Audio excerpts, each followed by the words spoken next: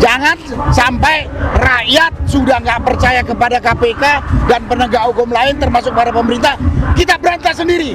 Saya siap pimpin. Pak Prabowo, Bapak ini jenderal, Pak.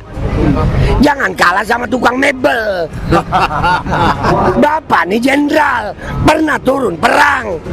Dan rakyat Bapak siap untuk perang, Pak. Kalau memang nggak sanggup, bilang nggak sanggup. Demi Allah, rakyat akan turun bakar koruptor. Sekarang kita makan apa, minum apa, sekarang sudah kena pajak. Dan pajak-pajak kita itu mulai dari kecil sampai besar itu dinikmati para koruptor itu. Saya nggak rela sebagai pembayar pajak. Oleh karena itu sudah saatnya sekarang ajukan undang-undang atau rancangan undang-undang hukuman mati untuk koruptor. Titik. Terima kasih Om Lim. Assalamualaikum warahmatullahi wabarakatuh. Teman-teman saudara sekalian, kita tahu korupsi itu adalah kejahatan luar biasa, extraordinary crime. Dimanapun korupsi yang merajalela di satu negara, hancur negara itu. Nah, hari ini teman-teman buruh memprotes kinerjanya KPK. Saya mendukung itu. KPK ini dibentuk dulu untuk membantu penegak hukum yang sudah struktural. Dibentuklah KPK karena yang sudah struktural itu tidak mampu. Tapi kalau nyatanya dibentuknya KPK ini tidak juga bisa memberantas atau menghabisi korupsi, menurut saya KPK ini dibubarkan saja. Karena udah ngabisin duit rakyat. Dan kepada pemerintah, kalau nggak mampu membantu korupsi, bilang pada rakyat, biar kami punya legalitas untuk memberantas secara langsung di lapangan. Karena kalau sekarang kami tidak punya legalitas untuk memberantas korupsi yang sudah ada di depan mata kita, kalau kita lakukan nanti dibilang kita kriminal. Karena koruptor-koruptor ini sudah terlalu luar biasa rusaknya, luar biasa merusak negara. Dan sekali lagi, kalau KPK nggak mampu, bubarkan. Anggarannya kasihkan ke rakyat untuk memberantas koruptor. Kami mampu. Jangan sampai rakyat sudah nggak percaya kepada KPK dan penegak hukum lain termasuk para pemerintah, kita berantas sendiri. Saya siap pimpin habisin korupsi ini. Ya apa boleh buat kalau harus berdarah-darah. Memang tidak ada suatu operasi yang tidak ada korban, nggak ada. Daripada nanti kalau dibiarkan korupsi ini menghancurkan negara, habis rakyat, habis bangsa ini, habis negara ini. Nah, itulah yang bisa saya sampaikan pada kesempatan ini. Korupsi harus diberantas. Kalau KPK udah dibentuk nggak mampu, bubarkan, serahkan kepada rakyat. Kami yang akan berantas korupsi. Itu yang bisa saya sampaikan pada kesempatan ini. Terima kasih. Wassalamualaikum warahmatullahi wabarakatuh. Salam. Ya, banyak tokoh, sedikit-sedikit ya. Ini ada Bang Resmond ya. Bang Resmond, orang mengatakan bahwa tidak ada pembangunan yang dilakukan oleh koruptor ini. Para pejabat ini tidak ada pembangunan, tapi mereka memperkaya diri dan itu sedang merusak bangsa ini. Dan sekarang korupsi itu dijelmakan sekarang ya. Bagaimana kemarahan, mungkin saja Allah mengingatkan kita gempa yang terjadi di Sumatera itu. Jadi sesuatu yang memprihatinkan. Bagaimana sikap kita mestinya, Bang Resmond, silakan. Bagi saya korupsi itu sudah merajalela di mana-mana dan cuma satu solusinya, Bang. Pendek saja saya. Ajukan Pak Prabowo Subianto, Mr. Presiden, undang-undang atau rancangan undang-undang hukuman mati untuk koruptor. Ya. Harus bisa kita hukum mati mereka-mereka yang mencuri uang kita. Sekarang kita makan apa, minum apa, sekarang sudah kena pajak. Dan pajak-pajak kita itu mulai dari kecil sampai besar itu dinikmati para koruptor itu. Saya nggak rela sebagai pembayar pajak. Oleh karena itu sudah saatnya sekarang ajukan undang-undang atau rancangan undang-undang hukuman mati untuk koruptor. Titik. Hukuman mati untuk koruptor. Ini untuk anak cucu kita. Kalau tidak, maka kita akan tetap miskin seperti ini. seperti terindikasi dari Gini ratio kita tinggi, artinya rentang antara si miskin dengan dengan si kaya itu jurangnya makin jauh, ya. 10% penduduk kaya ini, elit ini menguasai 90% kekayaan Indonesia. Ini udah nggak benar ini, ya. Ini harus diselesaikan dengan rancangan undang-undang hukuman mati bagi koruptor, maling. Kalian maling, nggak tahu malu kalian, munafik. Ya. Baik, ya silakan. Oke. Jadi saya lebih sepakat dengan idenya jenderal kita, Pak Narko. Pak Prabowo, kalau emang nggak sanggup, ngaku Pak. Nggak apa-apa, bilang aja. Wahai rakyat, saya presiden, saya juga takut sama koruptor. Biar rakyat Pak, kami udah gatel. Kalau emang hukum nggak bisa bikin hukum mati, kami yang matiin. Karena buat kami rakyat, ngelihat saudara-saudara kami yang jadi korban, kami rasanya sudah seperti mati Pak. Bagi kami rakyat Indonesia sekarang, hidup dan mati udah nggak ada arti. Zaman kami sekarang, gimana lagi nanti zaman anak-anak kita Pak? Betul. Anak cucu kita Pak. Kerusakan alam Indonesia yang pasti akan mengakibatkan bencana ke depannya. Jadi sebelum bencana terjadi, Pak Prabowo, Bapak ini jenderal Pak, jangan kalah sama tukang mebel. Bapak ini jenderal, pernah turun perang, dan rakyat Bapak siap untuk perang Pak. Kalau memang nggak sanggup, bilang nggak sanggup. Demi Allah, rakyat akan turun bakar koruptor. Allahu Akbar. Ganyang koruptor. Ganyang koruptor. Terima kasih. Ya, baik. Jelas ya dari para tokoh bahwa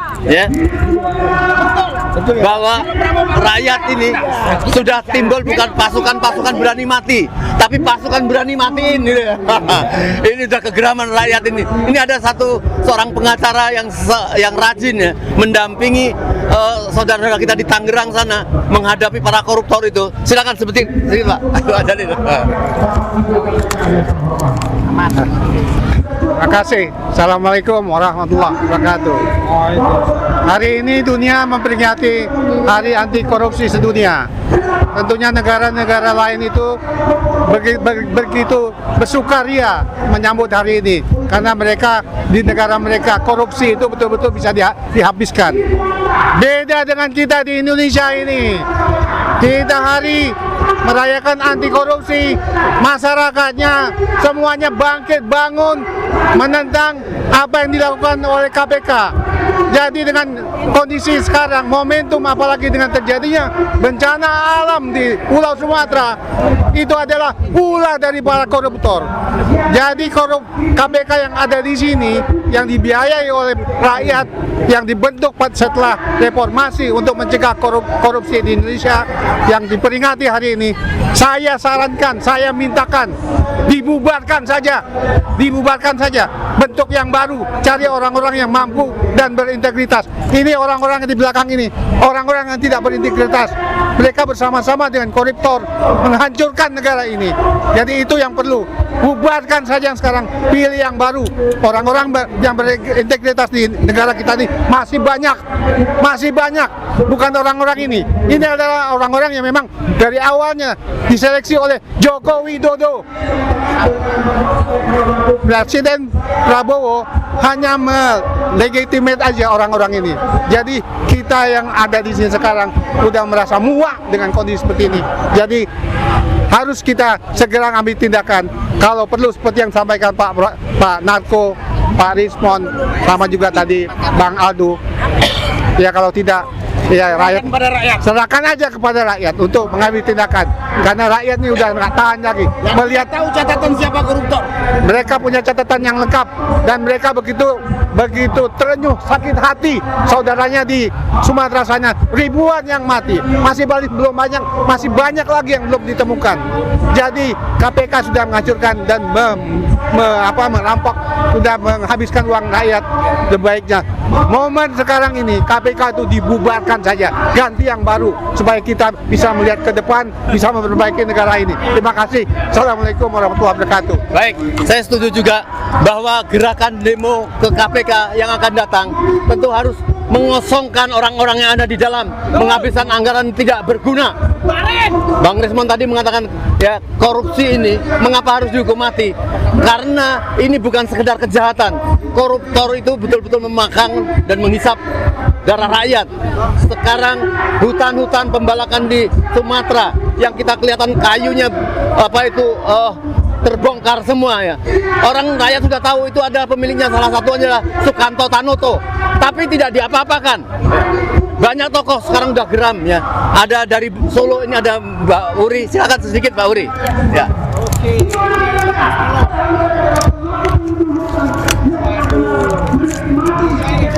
Ya. Ayo, silakan. Ayo Mbak. Apa yang ingin disampaikan masalah KPK, silakan. Kalau saya itu lebih kepada KPK itu kan harusnya independen dan harus memihak kepada rakyatnya. Karena apa? Selama dinasti Jokowi masih rakyat-rakyat ataupun orang-orangnya Jokowi yang sekarang duduk di kepemerintahan, yang sekarang dititipkan ke pemerintahnya Pak Prabowo, bahwa itu kan masih termasuk circle-nya dari Pak Jokowi. Dan itu para koruptor tapi yang kelihatan dan tidak kelihatan mungkin belum ditelusuri, tapi ada yang juga sudah kedapatan dinyatakan sebagai koruptor. Itu memang orang-orangnya Jokowi itu harus dinepalkan kalau menurut saya. Orang-orang yang memperkaya dirinya sendiri itu, apalagi dari menantunya, anaknya seorang Jokowi itu seharusnya itu memang harus bertanggung jawab akan negeri ini, karena itu sudah membawa kesialan untuk bangsa Indonesia ini, terutama bencana-bencana yang ada di Indonesia itu kalau enggak ada sebab dan akibatnya dari ulah seorang Jokowi tidak mungkin seperti ini. Luar biasa bencana itu, dan memang harus disematkan para koruptor itu dengan rompi orange. Rompi orange itu harus disematkan dan dikenakan, dipakai oleh orang-orangnya, antek-anteknya seorang Jokowi. Dan saya merasa dari Solo menyatakan malu sekali ya, apalagi dengan kondisi seperti ini. Belum kelar-kelar, apalagi ijazah palsunya itu masih mengelak bahwa itu ijazahnya Jokowi itu memang palsu. Banyak pakar, teman-teman kita sebagai pakar digital forensik dan sebagainya, Bang Rismon, Pak Roy Suryo, juga Bu Tifa, itu tidak kalah pentingnya bila mana seorang Jokowi itu kan pembohong publik yang luar biasa dan menjadikan marwah Indonesia itu di mata dunia jadi terpuruk. Saya melihat seperti itu, dan ini harus diselesaikan. Kalau nggak menyelesaikan secara rakyat, ini harus people power, walaupun Jokowi sudah tidak menjabat, tapi dengan adanya tanda-tanda kerusakan alam itu sudah menjawab bahwa Jokowi memang patut dienyahkan seperti itu. Terima kasih. Baik. Terima kasih Mbak Wuri. Mbak Wuri walaupun dari Solo tapi tidak termasuk geng Solo ya. Bukan geng Solo. Bukan geng Solo. Jadi jelas apa yang dikatakan ini memang harus dimusnahkan ya. Terakhir ada Bapak Jenderal Sony. Kami persilakan. Bang Ismet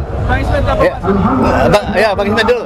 Sebentar. Apa yang harus dikatakan kepada Prabowo untuk KPK ini? Apakah dibiarkan keberadaannya seperti ini atau harus dilenyapkan atau dibubarkan? Silakan Pak Ismet. Ya, Assalamualaikum warahmatullahi wabarakatuh. Pada hari anti korupsi sedunia, pada hari ini menjadi satu peluang bagi Presiden Prabowo untuk menyuarakan apa yang sudah beliau teriak-teriakan selama ini dalam orasi-orasinya, bahwa akan memberantas korupsi sampai ke akar-akarnya. Koruptor adalah penjahat negara, ya, dia tidak pernah membangun negara, tetapi koruptor adalah memperkaya diri dan menghancurkan negara. Terbukti dengan bencana di Aceh dan Sumatera, ini terbuka lebar menjadi kasat mata bahwa korupsi, tindakan korupsi dan para koruptor yang membuat semua ini terjadi. Bangsa ini menjadi sengsara dan terjadi pembunuhan sebenarnya dengan korban 800 sekian di bencana banjir itu. Ini merupakan pembunuh berdarah dingin. Jadi KPK kalau tidak bisa independen ya dan harus dikeluarkan dari di bawah presiden, kalau tidak bisa maka harus dibubarkan, dibuat KPK baru yang independen sehingga rakyat bisa merasakan kemakmuran dan kesejahteraan. 25 tahun reformasi ternyata bukannya semakin baik negara ini, justru semakin dihancurkan oleh pemerintahan rezim Jokowi selama 10 tahun, menghancurkan negara ini dan memperkaya diri, membentuk dinasti yang membuat kesengsaraan rakyat. Demikian. Ya. Baik, terakhir Pak Jenderal, ini harus mengeluarkan fatwa kepada rakyat yang sudah muak dan berulang-ulang seperti ini. Apa yang harus dilakukan? Terima Tadi kasih. sudah diminta sama Mbak Wuri, people power. KPK dibentuk tahun 2004. 2004, iya. Ketua KPK-nya yang pertama dari polisi, namanya Pak Taufikur Rahman Ruki, dan beliau berhasil. KPK pada zamannya sangat berwibawa. Oleh sebab itu, KPK yang sekarang harus betul-betul independen, tidak berpihak. Contoh, Firly Bahuri, Firly ya, gagal. Dia sebagai ketua KPK. Jangan sampai kesininya gagal lagi sehingga rakyat tidak percaya. Ketika rakyat tidak percaya kepada penegak hukum, maka disitulah tanda-tanda rusak dan hancurnya negara itu. Ketika hukum itu dilemahkan. Oleh sebab itu kita menghimbau kepada wakil-wakil kita, wakil rakyat yang ada di DPR, pilih ketua KPK yang benar-benar kredibel dan independen. Jangan berpihak. Jangan partai memilih ketua KPK. Sehingga ada beban untuk mereka. Semua tadi teman-teman memberi keterangan sangat benar. Ya, saya setuju itu. Mau dihukum mati, hukum apa namanya, yang penting korupsi harus segera diberantas. Ya, karena ini membahayakan kelangsungan hidup bangsa dan negara kita. Terima kasih. Ya, baik. Terima kasih Pak Soni. Ya. Saudara, apakah Anda yakin bahwa hampir setiap minggu KPK digeruduk oleh gerakan-gerakan, ya, aliansi dan sebagainya dari rakyat? Apakah dikira mereka senang diberi giliran hanya orasi-orasi seperti ini?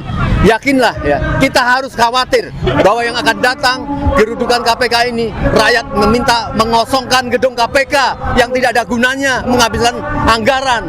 Ini akan terjadi. Coba berpikir Pak Prabowo, kalau Pak Prabowo sendiri tidak ingin terjadi satu kerusuhan, maka sudah teriakan-teriakan bahwa nepalkan, itu akan terjadi dengan mudah. Oleh karenanya, ini semoga teriakan-teriakan rakyat terakhir di KPK ini untuk membenahi, untuk menangkap para koruptor yang sekarang rakyat sedang marah, yaitu terjadinya suatu musibah besar di Sumatera dan tentu akan terjadi hal-hal yang lebih berbahaya. Oleh karenanya, korupsi ini satu-satunya untuk memperbaiki bangsa dan tidak ada seorang pejuang sambil memperkaya diri dia memperbaiki negeri. Dia adalah koruptor dan harus dihukum mati. Sekian, Assalamualaikum warahmatullahi wabarakatuh. Merdeka! Merdeka!